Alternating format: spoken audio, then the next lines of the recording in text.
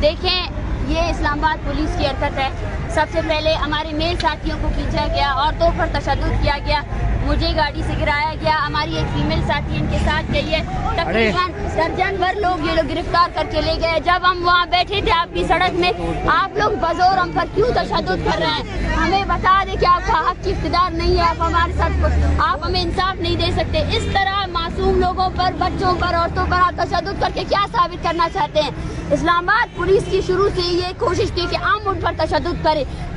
जब हमने उन्हें जवाब नहीं दिया कि वो हमें गिरफ्तार कर सके, तो उन्होंने हमारे मेल साथियों को अपने ट्रकों में लादना शुरू कर दिया। ये देखिए इस फाशिस्ट पुलिस की, जब पूरा बलोचिस्तान जिबरी गुमशुदगी के खिलाफ निकला, ये उसी एहतजाज से, उसी लॉन्ग मार्च से जो है ना, मर्दों को उठा कर ले जा रहे हैं, औरतों को उठा कर ले जा रहे हैं। ये है ये इस रियासत का, ये है इस रियासत का वो। हम कहना चाहते हैं आप हमें जितना गिरफ्तार करेंगे, जितना भी आप हमें तशद्दुद करेंगे, हम उतना इस मूवमेंट को तेज बढ़ाएंगे। मैं इस्लामाबाद की तमाम अवाम से अपील करती हूँ कि वो आए, इस मूवमेंट में हमारा साथ दे, क्योंकि नेशनल प्रेस क्लब में हमारे जितने भी साथी थे उन सबको इन्होंने गिरफ्तार कर लिया है। हम यहाँ खामोशी से बैठे हुए थे, औरतें बच्चे सो रहे थे, वो तकरीबन 12 घंटे का सफर तय करके आए थे, उनको नींद से जगाया गया जब हमारे मेल साथियों को ये लोग ट्रकों पे लाद कर जो है ना अपने जा रहे थे। इसका मतलब ये है कि इस रियासत में बलोच की पुरअमन जद्दोजहद के लिए कोई भी जगह मौजूद नहीं है। हम फिर से यही कहना चाहते हैं कि हम कोई वायलेंस की तरफ नहीं जाएंगे, हम पुरअमन एहतजाज को जारी रखेंगे। अगर ये रियासत हम पर तशद्दुद करेगी तो इसकी जिम्मेदार वो खुद होगी।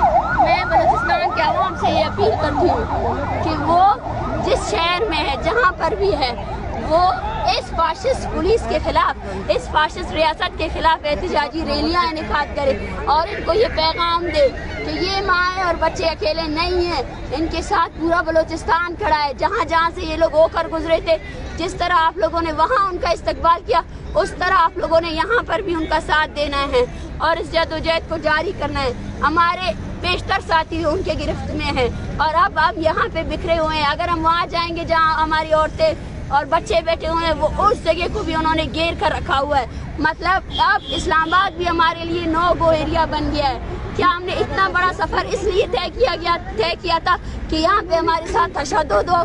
जो लोग खामोशी से बैठकर आपके हुक्म का इंतजार कर रहे थे कि आप इस रास्ते को खोलेंगे, लेकिन आपने इस रास्ते को नहीं खोला। आपने साबित किया कि आपकी रियासत जो है ना फाशिस्ट है। यहाँ पे औरतों के लिए, बच्चों के लिए, उनके लिए जिनके प्यारों को आपने जो है ना अगवा किया।